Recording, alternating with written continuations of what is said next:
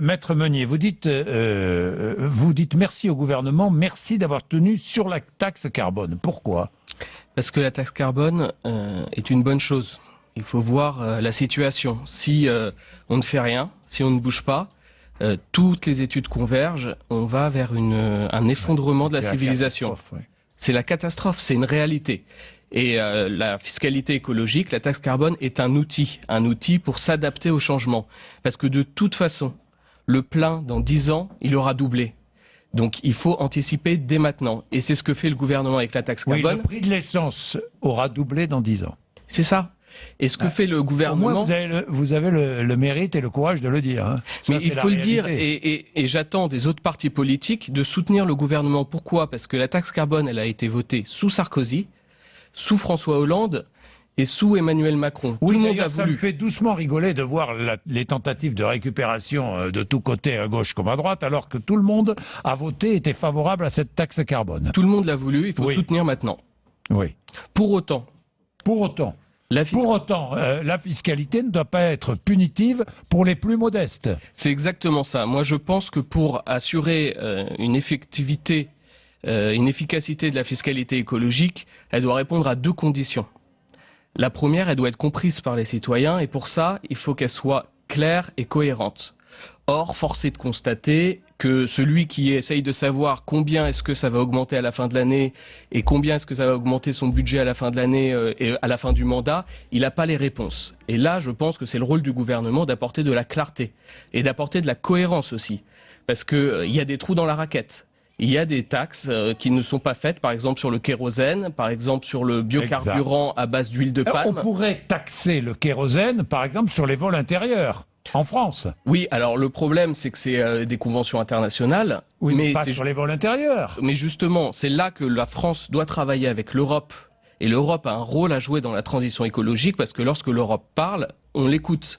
Et elle peut peser dans les négociations internationales. Et donc, évidemment, c'est un axe vers lequel il faut aller. L'autre point, c'est qu'il faut de la justice sociale. Et c'est là où il faut comprendre, à mon avis, les Gilets jaunes. Les Gilets jaunes n'ont pas tort de râler. Il faut savoir que, si j'ai bien compris, les populations les plus riches sont les plus émettrices de gaz à effet de serre. 50% des émissions de gaz à effet de serre viennent de 10% les plus riches. C'est pas acceptable. Et on peut comprendre dans ces cas-là que le gilet jaune, qui lui va prendre 60 ou 80 euros en 2018 de hausse de carburant, ne comprenne pas pourquoi les plus riches ne sont pas taxés. Mais bien sûr. Et c'est là que le gouvernement a un rôle à jouer, en termes de redistribution. Et je pense qu'il peut aller plus loin, mais aussi, il faudrait que les vrais responsables mettent la main à la poche. Les constructeurs. C'est-à-dire Les constructeurs, ça fait 10 ans qu'ils alourdissent le poids des voitures pour qu'elles consomment plus.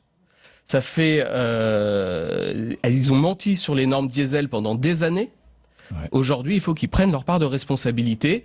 Et je vais vous donner un exemple très simple. Une personne qui gagne 1300 euros par mois. Bon, elle va voir 80 euros de plus à la fin de l'année en budget essence. C'est une réalité. On lui dit, il faut changer de voiture, il faut prendre une voiture plus propre. Et le gouvernement fait un effort, il faut le reconnaître. Il donne 5 000 euros de prime de conversion. C'est un effort qu'il faut saluer. Simplement, lorsque vous achetez une Zoé à 10 000 euros d'occasion, il manque 5 000 euros. Oui. Et c'est là que tout le monde doit mettre la main à la poche. Et notamment les constructeurs. Ouais, je comprends. C'est sur cette différence. Et puis, il y a aussi des solutions de leasing à prix à taux zéro. Ça aussi, ce sont des pistes. Ça aussi, oui, c'est vrai. Ouais. J'ai une dernière... Des prêts à taux zéro pour acheter des voitures. Pour changer sa voiture. Exactement. Et là, le gouvernement a un rôle à jouer. Ouais. Mais je veux pas qu'on dise qu'il ne fait rien. Les efforts budgétaires sont là et je pense que c'est le rôle de tous, et en particulier des écologistes, de le soutenir dans cette voie. Après, on peut réfléchir à d'autres propositions. Par exemple, le covoiturage. On doit aller vers la fin du véhicule individuel. On va y aller, on va y arriver. 10, 20, 30 ans. Et il faut anticiper. Et il faut inciter les personnes à partager. Parce que lorsque on est 4 dans une voiture, ça fait 3 voitures en moins sur la route. Ouais. Et 3 fois moins de pollution. Et il y a des mesures à prendre.